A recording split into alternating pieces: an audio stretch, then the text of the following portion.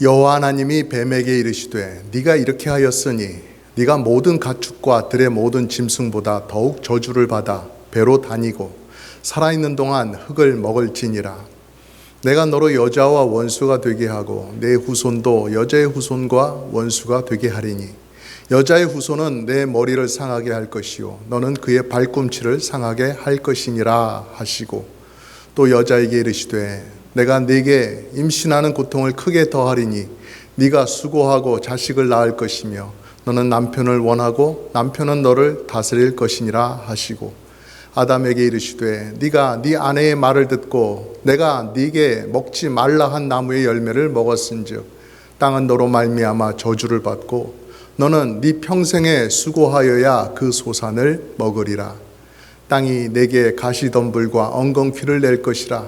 네가 먹을 것은 밭의 채소인즉 네가 흙으로 돌아갈 때까지 얼굴에 땀을 흘려야 먹을 것을 먹으리니 네가 그것에서 취함을 입었음이라.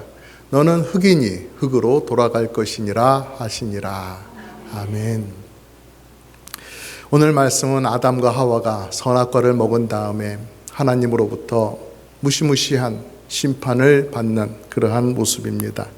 하나님의 마음을 그토록 아프게 해드렸던 아담과 하와에게 하나님께서는 뼈아픈 징계의 말씀을 선언하시는데요, 그러나 그 가운데서도 하나님의 은혜의 약속이 있음을 우리가 볼 수가 있습니다. 하나님은 이렇게 우리를 사랑하시는 분이신다 하는 사실을 오늘 말씀을 통해서 다시 한번 발견하셔서 여러분의 삶 가운데, 신앙생활 가운데 우리를 사랑하시는 그 하나님 진실로 사랑하며 살아가시기를 간절히 권면드립니다. 먼저 오늘 말씀을 보면은요, 17절 말씀을 보면 아담에게 이르시되 네가 네 아내의 말을 듣고 내가 네게 먹지 말라 한 나무의 열매를 먹었은즉 땅은 너로 말미암아 저주를 받고 너는 네 평생에 수고하여야 그 소산을 먹으리라 말씀하셨습니다.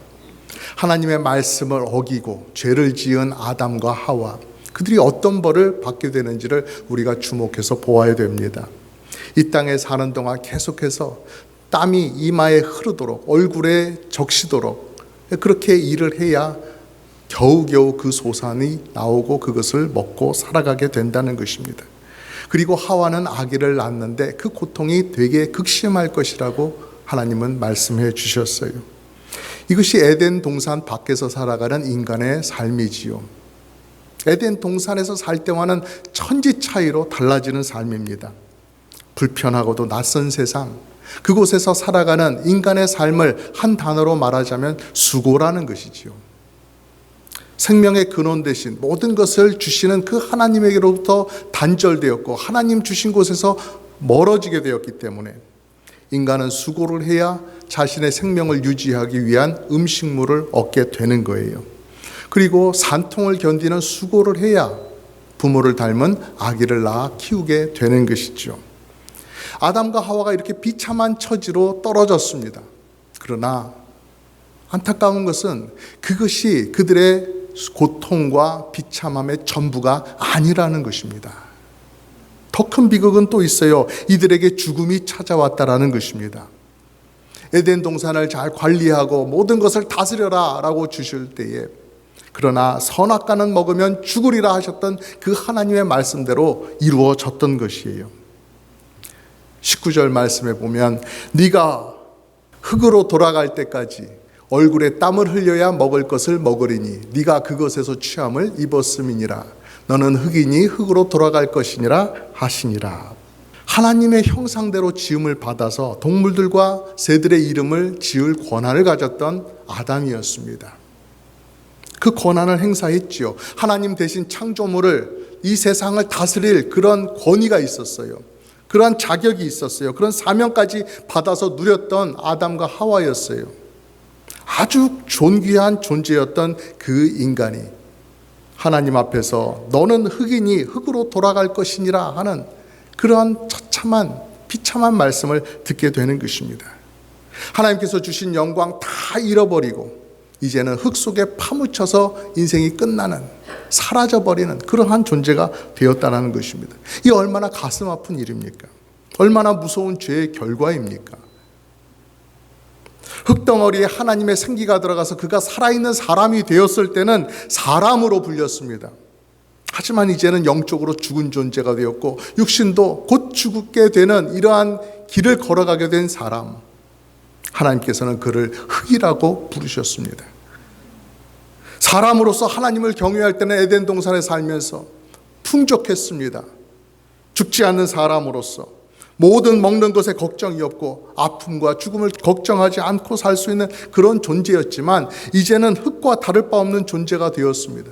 땅을 갈아야 겨우 식물을 얻을 수 있게 되고 죽음을 보게 되는 연약한 존재가 되었던 것이에요. 여러분, 어떤 사람들은 선악과를 먹은 것에 대해서 하나님께서 너무 심한 벌을 내리신 것 아니냐, 그 지은 죄에 비하면 그가 받은 벌이 너무나 크다라고 그렇게 말하는 사람들이 있습니다. 하나님께서 부당한 판결을, 과한 판결을 내리셨다라고 말하는 것이겠지요. 그러나 여러분, 하나님의 사랑이 없다라고 말하기 전에 아담과 하와가 지은 죄가 얼마나 큰 죄인지 그것을 알아야 됩니다. 그 죄가 얼마나 하나님의 마음을 아프게 하며 얼마나 하나님을 배반하고 하나님과의 약속을 어긴 것이었던지 그 사실을 우리가 볼 수 있어야 되는 거예요. 그 죄의 크기를 생각한다면 이러한 벌이 마땅한 것이었죠. 여러분, 우리가 인생을 살아가는데 여러 굴곡진 일들이 생겨납니다. 짧은 인생이지만 왜 그렇게 수많은 아픔과 또 비참한 일들이 생겨나는지, 우리의 힘대로 우리의 뜻대로 되지 않는 것이 왜 그렇게 많은지, 건강했던 몸 같으나 병이 들고 또 잘 사는 것 같지만 곧 경제적인 어려움을 만나기도 하고요. 참 이 세상에서 재난은 또 얼마나 많습니까? 그런 불행과 어려움을 보면서 우리의 삶을 힘들게 만드는 장본인이 하나님이다 라고 불평하는 그런 말이 온당한 말일까요? 하지만 그것은 대단히 잘못된 생각입니다. 이 세상은 더 이상 에덴 동산이 아니라는 사실을 잊어서 그렇게 얘기를 하는 거예요. 이미 인간은 하나님 앞에 죄를 지어서 하나님으로부터 끊겼고 하나님으로부터 좋은 것을 받을 자격이 없는 사람이 된 것이에요. 이미 아담과 하와는 죽은 사람들이에요. 우리는 그렇게 죽은 존재라는 것입니다. 가치 없는 인생이 되었어요. 아무것도 남은 것이 없는 그런 인생이 되었다라는 것이에요. 하나님을 버리고 스스로 하나님을 떠난 그 인간의 그 죄의 결과, 그 결과를 두고서 하나님을 원망하는 것은 앞뒤가 맞지 않다라는 것입니다. 마치 도둑질을 하다가 잡혀서 감옥에 간 사람이 있어요. 감옥에 가보니까 마음대로 돌아다닐 수도 없고 자기에게는 자유가 없어요. 감옥에서 먹는 밥도 맛이 없어요. 그런 것들을 두고서 내게 이런 괴로움이 온 것 누구 때문이냐, 그런 걸 생각할 때 나를 신고한 저 집주인 때문이다, 그 집주인은 나쁜 사람이구나, 이렇게 생각한다는 것과 마찬가지입니다. 앞뒤가 바뀐 것이죠. 자기가 한 짓은 생각지 않는 것이죠. 여러분, 내게 있는 모든 것이 하나님께서 주셔서 누리는 것이다 라고 우리는 분명히 그것을 알고 인정해야 됩니다. 그것을 잊고 살면 어느덧 불평, 불만이 가득 찬 내 모습을 발견하게 되는 거예요. 하나님께서 베풀어 주시는 은혜, 이 모든 것이 은혜다, 그것을 충분히 우리가 믿고 인정하고 살아가지 않으면 감사의 조건들이 보이지 않게 되는 거예요. 하나님을 의심하고 불평하고 배반하게 되는 것이죠. 아담과 하와처럼요. 그러니까 우리의 삶에서 늘 하나님과의 관계를 우리가 생각해야 되는 거예요. 내가 하나님을 나의 창조주로서, 나의 주인으로서, 나의 삶의 인도자로서 우리가 그렇게 바라보고 모시고 살고 있는가, 나는 하나님 앞에서 어떻게 살고 있는가 하는 것을 우리 스스로 계속해서 점검하면서 살아야 되는 거예요. 우리는 너무나 자주, 너무나 두꺼운 얼굴로 하나님께 아픔을 드리고 하나님을 배반하고 그렇게 살아가는 경우가 허다하기 때문에 그렇습니다. 그러나 여러분, 감사한 것은 그 수많은 죄와 그 수많은 실패 가운데도 불구하고 우리 하나님은 예수 그리스도 안에서 우리에게 은혜를 베풀고 계시다라는 사실입니다. 예배를 드리는 지금 이 순간에도 하나님의 은혜가 우리에게 부어지고 있어요. 우리가 하나님의 말씀을 들을 수 있는 이 은혜, 하나님께 기도를 올려드릴 수 있는 이러한 자리에 있는 것, 그러한 자격을 주신 것 다 하나님의 은혜입니다.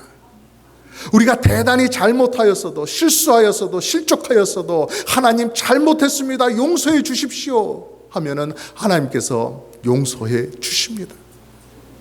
예수 그리스도의 보혈로 우리를 씻어주시고 용서해 주시고 다시 우리를 끌어안아 주십니다. 그리고 우리가 말씀을 따라 살 수 있는 기회를 또 다시 주시는 거예요. 이러한 은혜와 사랑이 우리의 힘으로 얻은 것이 아니란 말씀입니다. 성령님께서 우리를 감동시키셔서 우리의 마음을 부드럽게 하셔서 우리가 다시 우리 주 예수 그리스도를 바라보게 하시고 말씀 따라서 은혜 안에서 살 수 있도록 우리 하나님께서 우리를 붙잡아 주시는 은혜가 있는 것입니다. 여러분, 이 말씀을 보면 참 이상한 것이 하나님의 심판을 받은 후에 아담과 하와가 죄를 지은 이후에 아담과 하와와 또 이 사탄은 원수가 되어야 마땅했습니다. 아담과 하와가 사탄이라고 한다면 아주 치를 떠는 사탄에 대항하는 그러한 관계가 되어야 되지요. 왜냐하면 사탄이 하와에게 했던, 아담에게 그 선악과를 먹게 했던 그 모든 것들이 거짓말임이 드러났거든요. 속여서 멸망으로 갈 수밖에 없도록 그렇게 만든 것이 사탄이었으니까 이 모든 것을 알게 되었을 때 사탄은 더 이상 가까이 할 수 있는 존재가 아니어야 했거든요. 선악과를 먹으면 너희 눈이 밝아져서 하나님과 같이 선악을 알게 될 것이다 하는 이러한 달콤한 유혹에 넘어가서 그 선악과를 먹었는데 어떻게 됐어요? 3장 10절에 보니까 가로되 내가 동산에서 하나님의 소리를 듣고 내가 벗었으므로 두려워하여 숨었나이다라고 고백을 하고 있어요. 하나님과 똑같아지기는커녕, 아니 그 근처라도 가기는커녕 오히려 하나님을 두려워하여 숨을 수밖에 없는 그런 비참한 존재가 되었다라는 거예요. 또 아담과 하와는 받았던 모든 복을 잃어버리게 되었어요. 그 좋으신 하나님과의 관계도 깨져버렸고 에덴 동산에서도 살 수가 없게 되었고 생명도 잃어버렸고 풍성하게 먹을 수 있던 식물도 이제는 다 사라져 버렸습니다. 남은 게 없어요. 그저 죄를 지었다라는 벌거벗은 것밖에 보이지 않는 그 비참한 몸, 그것밖에는 남지 않게 되었어요. 사람들은 사탄의 유혹에 넘어가서 죄를 짓게 되고 비참한 인생이 되었지만 사탄을 물리치지 못합니다. 사탄을 배격하지 못해요. 사탄이 우리 자신의 진정한 원수라는 사실을 제대로 깨닫지를 못해요. 왜냐하면 하나님과의 관계가 끊어졌기 때문에 그래요. 영적인 어둠, 캄캄한 어둠, 두려움 가운데서 그 무엇이라도 그냥 잡아 걸려라 하는 식으로 거기서 버둥버둥거리면서 허공에 손짓을 하고 있는 거예요. 너무나 두렵기 때문에 아무거나도 잡으려고 그렇게 손짓을 하는 거죠.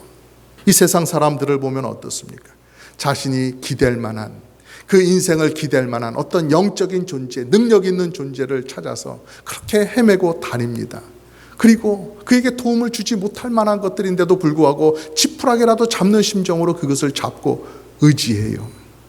무당을 찾아가죠. 점을 칩니다. 떠도는 미신적인 말에 진의 겁을 먹고 막 달달달거리면서 살아갑니다. 그런 망령된 모습, 이사야 선지자가 말씀을 했습니다. 이렇게 묘사를 합니다. 이사야 2장 8절. 그 땅에는 우상도 가득하므로 그들이 자기 손으로 짓고 자기 손가락으로 만든 것을 공경하여 천한 자도 절하며 귀한 자도 굴복하오니 그들을 용서하지 마옵소서. 누구를 말하는 거예요? 하나님을 잃어버린 하나님의 백성들을 말하는 것이죠. 사람 손으로 만든 온갖 우상을 나열해 놓고 거기에다가 복을 달라고, 나를 인도해 달라고, 나를 지켜달라고 그렇게 메어 달리는 것입니다. 아주 작은 도움이라도 받으면 좋지 않겠는가, 믿자야 본전 아니겠는가 하는 생각으로 메어 달리는 것이죠. 사탄은 그걸 알았어요. 그래서 사람을 그렇게 궁지로 몰아넣고 망하게 하는 쪽으로, 아프게 하는 쪽으로 몰아간 거예요. 지금도 역시 사탄은 각종 우상의 가면을 쓰고 여러 가지 다양한 가면을 쓰고 사람에게 다가옵니다. 좋은 의도로 다가오는 게 아니고 속임수로, 거짓으로 사람들을 더 실족하게 만들고 더 비참하게 끌어내리기 위해서 찾아오는 것이죠. 여러분, 우리는 결코 속아서는 안 됩니다. 사탄은 우리의 원수입니다. 사탄이 우리를 위해서 조금이라도 좋은 것을 주진 않아요. 우리가 가장 미워할 사람이 있다면 가장 미워할 존재가 있다면 그 대상은 바로 사탄인 겁니다. 우리가 정말로 의로움을 알고 우리가 정말로 분노해야 된다면 사탄을 향해서, 사탄이 성도들과 교회에서 하는 그러한 짓거리를 바라보면서 우리는 그것에 반대하고 그것과 싸워야 되는 것이죠. 죄를 짓게 만들어서 하나님으로부터 더 멀어지게 만들고 그나마 가지고 있는 좋은 것이라고 생각하는 것들도 다 빼앗기게 만드는 사탄의 장난질입니다. 예수님께서 말씀하셨어요. 도적이 오는 것은 도적질하고 죽이고 멸망시키려는 것뿐이다 라고 하셨어요. 그런 것처럼 사탄이 성도들 가운데, 이 세상 사람들 가운데서 하는 일은 바로 그것입니다. 짓밟고 죽이고 멸망시키는 것. 그렇게 하고는 자신의 목적을 이뤘다 하고서 기뻐하면서 가버리죠. 완전히 멸망 상태에 빠진 사람들, 어떻게 할 줄 몰라서 망연자실하게 있다가 사탄이 그렇게 쓰러져 있는 사람을 보면서 놀려주기 위해서 또다시 다른 가면을 바꿔 쓰고 다가와서 내가 너를 도와주겠다라고 손을 내밀면 그것이 똑같은 그놈인 줄 모르고 살았다 하면서 덥석 그 손을 붙잡는 것이죠. 이제 살았다고 붙잡는 그 순간에 또다시 저 구렁텅이로 더 빠져 들어가게 되는 것입니다. 이렇게 해서 당하고 또 당하고 조금 지났더니 또 당하고 계속해서 반복하면서 살아가는 거예요. 눈이 감겨있기 때문에 그 어둠 속에서 계속해서 실패하고 실족하고 어리석게 살아가는 연약한 인간의 모습이 그렇다라는 것입니다. 그렇기 때문에 하나님을 떠난 사람은 스스로 소망을 발견할 수가 없는 거예요. 평생을 교활한 사탄의 소나기에서 그렇게 매여 살 수밖에 없는 것이죠. 사탄의 거짓말, 사탄이 주는 위협, 두려움, 그것에 매여서 꼼짝 못하고 살아가는 겁니다. 그러나 여러분, 우리가 영원토록 사탄의 소나기에 매여 살지 않도록 하나님께서 뱀에게 내리는 심판의 말씀 가운데에서 구원의 길이 장차 열릴 것이다 라고 하는 희망의 말씀을 주셨어요. 15절 말씀이 그것입니다. 내가 너로 여자와 원수가 되게 하고 네 후손도 여자의 후손과 원수가 되게 하리니 여자의 후손은 네 머리를 상하게 할 것이요 너는 그의 발꿈치를 상하게 할 것이니라 하셨습니다. 여러분, 여기에서 말하는 여자의 후손이 누구예요? 동정녀 마리아에게 잉태되실 때에 성령 하나님으로 인해서 잉태되게 하시고 출생하게 되신 예수 그리스도를 말씀하는 것이죠. 뱀을 물리칠 여자의 후손, 바로 메시아로 오시는, 장차 오실 예수님을 말씀하는 거예요. 하나님의 백성이 사탄의 세력과 싸워야 되는데 사람으로서는 싸우지 못하거든요. 어리석게 계속해서 넘어가고 속아 넘어가거든요. 그러니까 하나님의 아들께서, 이 땅에 오신 예수님께서 인간의 편에 서셔서 대신 싸워주신다는 사실입니다. 뱀의 머리를 박살을 낼 그런 정도로 싸워주신다는 거예요. 그 일이 예수님께서 십자가에서 죽으시고 부활하심으로 이루어진 거예요. 예수님께서 죄인들을 대신해서 십자가에 죽으시고 그렇게 하심으로 사탄이 사람들을 올감했던 그 죄와 죽음의 권세가 끊어지게 된 거예요. 이것이 십자가의 승리라는 말입니다. 우리를 위해서 승리를 쟁취하여 주신 거예요. 여러분, 하나님을 버린 그 큰 죄를 지은 인간에게 하나님께서 큰 벌을 내리시는데 그 자리에서조차도 하나님은 은혜를 주신다는 이 사실을 여러분, 우리가 기억할 수 있기를 간절히 바랍니다. 하나님은 이렇게 은혜로우신 분이십니다. 이사야서의 말씀 우리 같이 한번 읽어볼까요? 시작. 내가 넘치는 진노로 내 얼굴을 내게서 잠시 가리웠으나 영원한 자비로 너를 긍휼히 여기리라. 네 구속자 여호와의 말이니라. 아멘. 진노 가운데서라도 우리를 사랑하시는 그 마음, 그 사랑을 변치 아니하시는 좋으신 하나님이십니다. 그러므로 우리는 이제 예수님 안에서 참된 자유를 맛보면서 에덴 동산에서의 아담과 하와의 삶보다 더 복된 삶을 우리가 누릴 수 있게 된 것입니다. 우리에게 허락하신 그 천국의 삶, 지금부터 살 수 있도록 돕기 위해서 성령 하나님께서 우리를 도와주고 계신 거예요. 죽음의 선고가 이미 내려진 그 사람들에게 살 길을 열어주겠다고 하신 그 하나님의 진실된 약속, 그것이 바로 복음인 것이죠. 복음이에요. 그 구원이 사람의 힘으로가 아니라, 우연히 되는 것이 아니라 하나님의 아들 예수 그리스도께서 그 일을 이루어 주시겠다, 예수님이 하신다, 바로 그 사실을 우리에게 약속해 주신 것입니다. 김창호라고 하는 산악인이 있었어요. 산을 올라가는 그런 등산하는 사람인데요, 지난 2013년에 히말라야의 산들을 여기저기 다 이렇게 올라서 14봉우리를 다 올랐다 해가지고 큰 화제가 된 적이 있습니다. 근데 대단한 것은 그 높은 곳에 올라가면 산소가 희박해지는데 보통은 다 산소통을 짊어지고 그 산소를 마셔가면서 올라간단 말이죠. 그런데 이 사람은 산소통을 지지 않고 무산소 등반을 해가지고 유명해진 분이셨어요. 얼마나 힘들었겠어요. 그런데 특별히 이분이 산을 오를 때 다짐하고 또 다짐하는 좌우명이 있다 그래요.